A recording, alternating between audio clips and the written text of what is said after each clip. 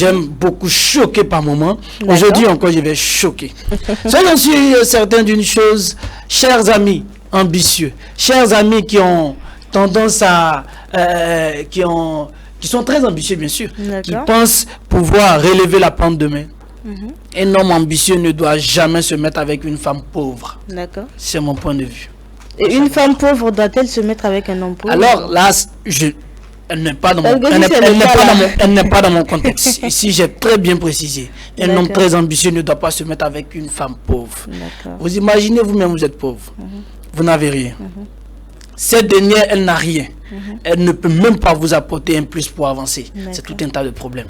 Alors, vous avez besoin d'une personne qui a les moyens. Imaginez-vous, vous êtes avec une femme qui a les moyens, qui a l'argent. Une femme qui a les parents qui ont les moyens. Vous imaginez que ça fait un problème de moins. Vous avez besoin des femmes. Des femmes qui ont les moyens. Des femmes qui ont l'argent, qui peuvent vous apporter un plus. Vous êtes avec une femme qui n'a rien, qui a la folie des grandeurs, qui par-ci par-là, rêve de se mettre ici avec les cheveux de 600 000. Mais mon frère, c'est une souffrance. C'est de la pauvreté qui ne dit pas son nom. Kacha, bonjour. Bonjour El Kébir. Maintenant, Samanto, moi j'ai une question pour toi. Tu dis que voilà, en tant qu'homme, faudrait pas qu'un homme se mette avec une femme pauvre. Est-ce que déjà, si toutes les femmes avaient cette mentalité, toi El Kébir, aujourd'hui, tu aurais une petite amie? C'est ma question. Si les femmes avaient la même mentalité que toi actuellement, est-ce qu'aujourd'hui tu aurais une petite amie? Chers téléspectateurs, c'est juste un oui ou un non que je cherche. Chers téléspectateurs, ma citation elle est très simple. Un homme ambitieux ne doit pas se mettre avec une femme pauvre. D'accord. Ça c'est limite. Félicitations. D'accord, il n'y a pas de souci. Eh ben voilà, le coach veut parler en direct. Non, mais c'est bon, on n'a pas commencé le débat, s'il vous plaît. Allons-y doucement. Amis téléspectateurs, vous qui nous prenez en cours dans l'émission, les Midis de Tacha, vous le savez, c'est toujours un pur bonheur pour moi d'être en votre compagnie. Voilà, avec mes deux collègues, nous avons El Kibi, nous avons le coach Axel Suissé. Voilà, ils sont là pour partager de bons moments, voilà, en votre compagnie. El Kibi, aujourd'hui, est-ce que tu as des astuces pour nous? Non, pas d'astuces. Nous allons parler de l'actualité. Et là, je te permets de pouvoir aller directement dans mon figure pour qu'on puisse dérouler le tapis sur les informations qui minent l'actualité. D'accord, bah voilà, parlant de nos figures, je pense que votre rubrique préférée, c'est vous tout à l'heure.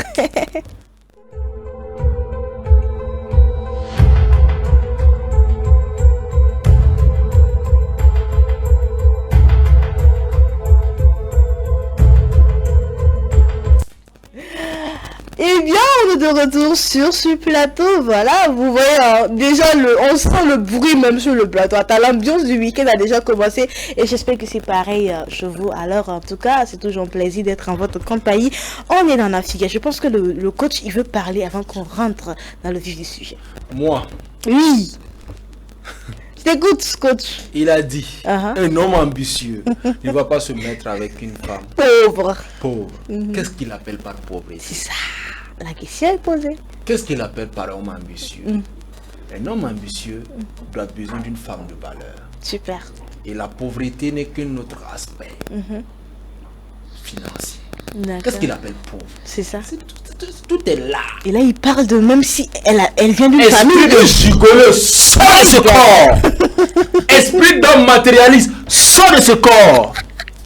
Parce que, tu vois, moi, il faut trouver une femme qui a des compétences, qui a des valeurs, même si elle n'a pas l'argent. Je serai cet homme qui permettra à cette femme-là d'être entreprenante. Je serai cet homme qui permettra à cette femme de grandir, de s'épanouir financièrement. Et le mariage, c'est seulement l'argent. Il y a des enfants et il y a des enfants à élever. Il y a des enfants à prendre soin. D'accord. Il y a des choses qu'on doit confier à la femme. D'accord. Mais si tu dis que tu ne te mettrais pas avec une femme pauvre, il n'y a pas de problème. Il n'y a pas de problème. Mais tu viendras avec l'argent. Mais elle viendra avec l'argent, mais tu seras cet homme esclave. Tu seras cet homme sans autorité. Tu seras cet homme Tu vas faire le ménage. C'est ça. Merci. Et bien voilà, merci coach pour... Non, c'est fini. Ah, ok. Et déjà, moi, j'ai autre chose à ajouter. C'est vrai que on a un peu critiqué ce que El Kébir a dit. Mes chères soeurs, ça ne veut pas dire de ne pas chercher du travail. Il faut chercher du travail. Il faut s'accomplir, pas pour les hommes, mais pour vous-même, pour votre famille. C'est très important. Alors, El Kébir, aujourd'hui, dans ma figure, on parle de quoi? Alors, comme je l'avais dit, un homme ambitieux ne doit pas sortir avec une femme pauvre. Félicitations. Je ne reviens plus dessus. Alors, aujourd'hui, nous parlerons de l'actualité, des informations qui minent l'actualité actuellement, les réseaux sociaux.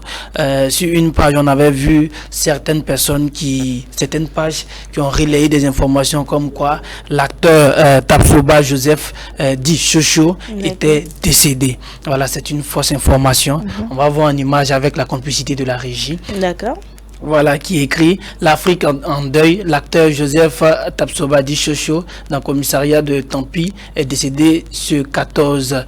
Voilà, il n'en est de rien. C'est une fausse information. Faites attention aux informations qui circulent sur les réseaux sociaux. C'est très important parce que de là, quelqu'un prend cette information, il l'envoie au quartier dans un grain et là, ça pollue un peu. Tout le pays est informé que l'acteur est décédé. L'acteur même a profité, même fait une petite vidéo ce matin, comme quoi pour rappeler à l'ensemble des téléspectateurs, de ses abonnés, qu'il est bien vivant, il va très bien. Voilà, il se porte très bien. Voilà. Et par la suite, une autre information qui, depuis hier, fait un boom sur les réseaux sociaux, c'est bien sûr notre international français Benjamin Mendy, qui est reconnu non coupable de tous ces viols dont il était accusé. Voilà, plusieurs fois il a été accusé de 7 cas de viol. Mais il n'en est de rien par la grâce de Dieu. Et quand il est sorti, des journalistes lui ont posé des questions et il a eu à dire tout simplement Alhamdulillah, comme pour dire Dieu merci. Accusé de 7 cas de viol, aujourd'hui il est libéré. Depuis 2020, c'est ça? Depuis 2020. Et on peut rappeler même que son club s'est retiré de lui parce que là, le club a des partenariats avec certaines structures, avec certaines organisations. Donc c'est difficile pour un club de se mêler avec ce joueur. Donc ils se sont retirés de lui. Donc imaginez, sa carrière est partie en vrac. Il n'avait de rien. Et par la grâce de Dieu, on remercie Dieu. Sa carrière, on espère, on prie Dieu que sa carrière puisse reprendre. Voilà. Et si on papotait un peu sur ça, bien tu as d'autres informations? Bon, là oui, il faudrait aussi qu'on parle de l'histoire, qu'est-ce qui s'est passé et tout, et puis bon voilà. Voilà, bon, pour ce qui, depuis 2021, il a été accusé de viol. Et ces viols, certaines femmes disent que le joueur en question, ils ont eu à avoir des rapports. Mais le problème, c'est que le joueur dit que si ces femmes-là avaient refusé, il n'allait pas le faire. Pour lui, elles étaient consentantes. Ouais, mais elles disent le contraire. Elle dit le contraire. Donc, pour rappeler à l'ensemble des téléspectateurs que c'est un cas un peu dangereux, le viol. C'est un cas très dangereux en Europe parce que quand on parle de viol en Europe, directement c'est la prison. C'est la prison. Voilà. Vous pouvez sortir avec une fille, si elle n'est pas consentante, c'est un viol. Mais déjà, El Kibi, moi j'ai envie de poser une petite question. Imagine, tu vois, dans les relations même d'aujourd'hui, la plupart du temps, par exemple, ton petit ami, même pas un mec comme ça, ton petit ami, voilà, tu vas vers lui, il essaie de faire des trucs, tu dis non, et puis il insiste. Est-ce que c'est un viol? C'est un viol.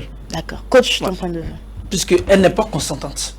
Voilà, c'est un viol. Et là, elle a un plein droit de poser plainte. De poser plainte. D'accord, coach, ton point de vue. Bon, parce que si vous voulez parler de viol dans une relation de couple, c'est vrai qu'il paraît que ça existe. D'accord. Maintenant, pour des questions de loi religieuse, je me dis que il y a des moments, on dit que la femme ne doit pas refuser son homme. D'accord. Ce qui est écrit. D'accord. La femme ne doit pas refuser son homme. Mais on précise que c'est dans le foyer, c'est ça? C'est dans le foyer. D'accord. S'il n'y a pas de relation et qu'il y a rapport, on peut directement parler de viol si on va aller dans les normes. D'accord. Maintenant, si vous êtes dans le couple, c'est légalisé. D'accord. Mais il y a une manière aussi d'aller vers sa femme. Et pour aller faire des rapports avec sa femme, ça se prépare durant toute la journée. D'accord. C'est pas on rentre et puis sur le coup de tête. Oui, ça se prépare. C'est pas fait pour un coup de tête, on s'attrape et puis bon, on y va. Ouais.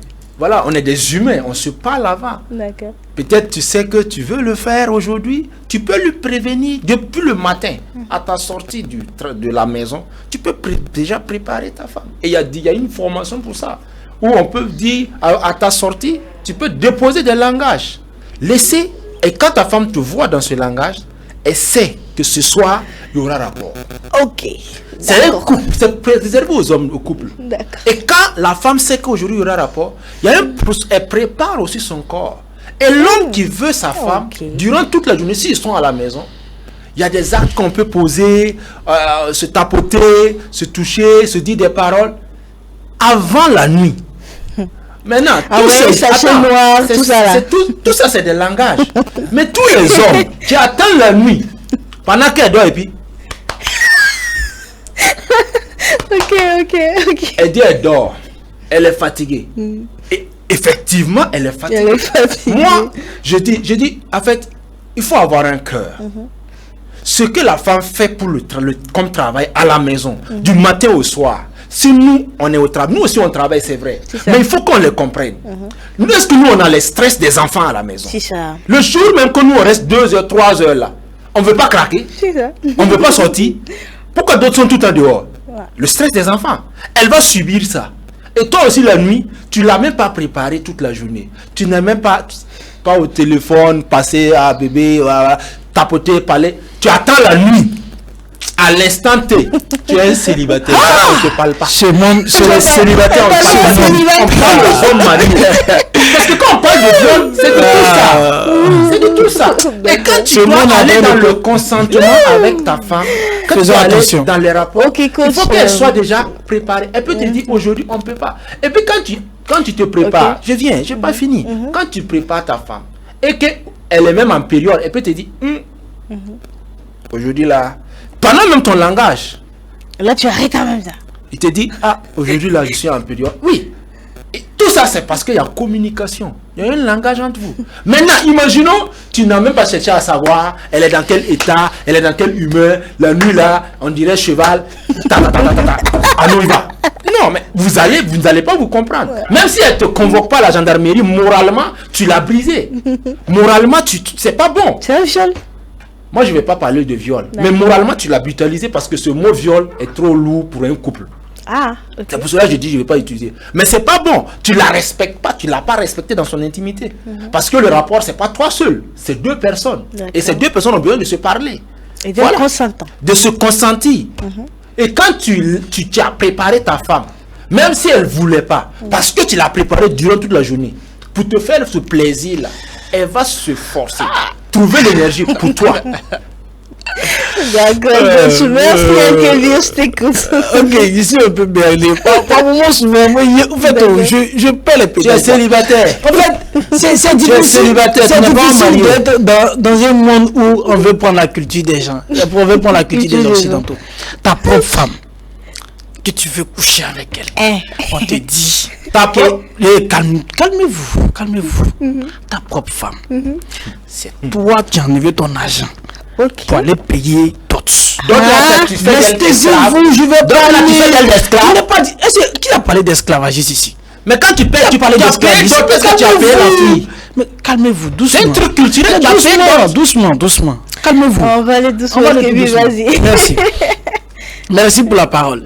Donc, c'est un peu bizarre de comprendre que quand tu demandes, quand certains parlent, non, la femme elle est stressée, la femme elle est à la maison, et quand elle est à la maison du matin au soir, elle travaille comme si l'homme qui est assis dehors là-bas, là, il est en train de regarder les gens passer comme ça, et puis il passe et puis il est assis quand il les regarde. C'est étonnant, l'homme ne travaille pas, l'homme il est assis, il n'est pas stressé de rentrer à la maison, ne pas donner de l'argent à sa femme. Lui n'est pas stressé, lui n'a pas stress. L'homme là, c'est quelqu'un, c'est un robot qui est là, qui est assis comme ça, il regarde les gens, l'argent la split de nulle part, ça vient rentrer dans sa poche, il vient et donne à madame tiens, faut préparer. C'est quelqu'un qui n'est pas stressé. L'homme, c'est quelqu'un, c'est une machine. Quand on programme comme ça, il va chercher, dès qu'il sort matin, il a eu l'argent, il met dans sa poche, il rentre dans la maison, bébé, tiens, faut préparer. L'homme, c'est une machine. Elles sont les femmes là qui travaillent tout le temps. Elles sont à la maison. Elles vont s'occuper des enfants. L'homme là, lui, n'est pas stressé. Lui, se dit pas qu'il va avoir l'argent pour pouvoir aider sa famille. C'est étonnant. Et puis, ce même homme là, on va rentrer ce soir à la maison. Bébé, c'est comment? Et puis elle va dire, non, je veux pas. Donc, lui aussi là, c'est pas l'homme. D'accord. Je tenais à vous rappeler une chose. Chacun travaille. Chacun travaille. Les femmes travaillent, les hommes travaillent. Il est bon qu'il y ait une communication, comme il l'a dit. Mais venir, c'est-à-dire, je dois coucher avec ma femme le soir. Matin, j'envoie un message à ma femme. Je vous dis une chose. On parle de communication. Non, laissez-moi parler. C'est pas intéressant qu'on parle. Voilà. C'est un célibataire. Je n'arrive pas à comprendre que c'est célibataire. Une chose que vous devez comprendre. D'accord. Les meilleurs rapports sont les rapports improvisés. Ceux qui disent le pro à parler. C'est moi qui vous parle. C'est qui est préparé. Je vous dis, laissez-moi parler. On a la possibilité, on prend nos téléphones, on fait des recherches. Non, ça ne soit pas c'est des recherches. Ça n'est pas des recherches. Je continue. C'est de s'exposer. C'est van. Écoutez-moi. Vas-y, j'ai une question pour toi. Donc je continue. Les meilleurs rapports sont les rapports improvisés. Voilà. Un homme qui sort le matin, qui envoie un message à sa femme, bébé, le soir on va avoir, c'est trop technique ça, c'est trop blanc ça, comportement des blancs, des occidentaux façon, ça c'est pas ça. Communiquer ça. On continue, calmez-vous, mais pourquoi quand je parle, c'est à ce moment que vous devez forcément me couper la parole. Vas-y. Non, c'est moi qu'il ne doit plus avoir de débat. Voilà, un débat, mine de rien, vous devez me laisser pour continuer. Voilà, donc pour ma part, les vrais rapports, c'est improvisé. C'est quand on arrive à la maison et puis on tape, bébé, c'est comment? Ça va? Et puis c'est parti. C'est ça on appelle les vrais rapports. Les rapports où on cause matin. Bébé, s'il rentre le soir, il faut te préparer. Il y a des codes par moment. Souvent, une fois que quand tu rentres à la maison, que la femme même apporté le rouge, tu sais que, il a c'est gâté. Quand tu vois même l'homme venir à la maison, il appelle banane, tu sais que c'est gâté. Il y a souvent des petits codes dans le couple. Tu vois, non? Nous-mêmes, là, nous sommes des coachs. Nous-mêmes, c'est parce que nous-mêmes, là, on ne va pas ouvrir notre sentiment. Nous-mêmes, on coacher les hommes mariés. Et ceux qui sont mariés, qui sont chefs, nous, dans la tête. Nous-mêmes, on vous conseiller. Nous-mêmes, on vous coacher. Parce que nous-mêmes, là, on a les petits secrets que nous, on connaît. Il y a la code rouge. Il y a un phare rouge. On ne va pas tout donner. Tu as fini? Oui. Ok, si je me rappelle, pendant des émissions passées, je pense que tu étais pour l'abstinence. Et là, tu réagis en pro ce midi, je comprends pas. Est-ce que tu as de l'expérience? Je suis désolé. Quand tu dis que j'étais pour l'abstinence, j'ai bien dit, si vous ne pouvez pas vous abstenir, protégez-vous. C'est ce que j'ai dit.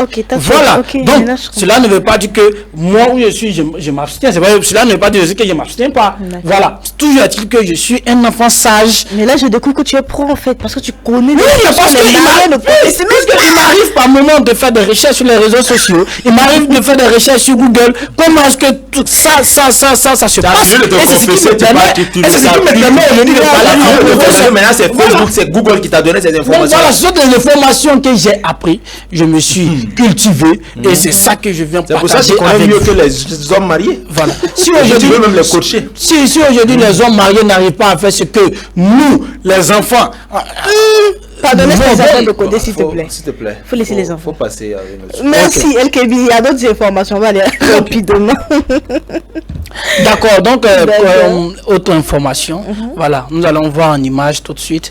Voilà, ça c'est une image qui parle un peu des hommes de l'aventure. Voilà, vous verrez que cette chambre que vous voyez, on dirait c'est à plus de 700 euros. 700 €, une chambre 800 € souvent en Europe, en France, en Allemagne, dans les pays. C'est pour dire que ces l'argent traversent des moments vraiment difficiles. Ils envoient l'argent dans des familles, puis ils envoient l'argent au Burkina, souvent en Afrique. Donc c'est pour dire que quand vous voyez ces derniers, ne les voyez pas en l'argent en fait. Ce sont des personnes qui souffrent comme ils ont. Ce sont des personnes qui ne dorment pas. Ce sont des personnes qui ont des stress. Mais ça, on a des gens qui sont là, grand frère, faut m'envoyer 1000 €, comme si 1000 € ça quittait sous un arbre. Comme sinon, ce sont des gens qui ne travaillent pas. Non, mine de rien, essayer de compatir, essayer de les apporter. Même les projets ici en Afrique, au Burkina Faso, il y a plusieurs projets, ce sont eux qui sont à la base de ces projets. Ce sont des gens qui travaillent. Apportons leur assistance parce qu'ils en ont besoin. D'accord.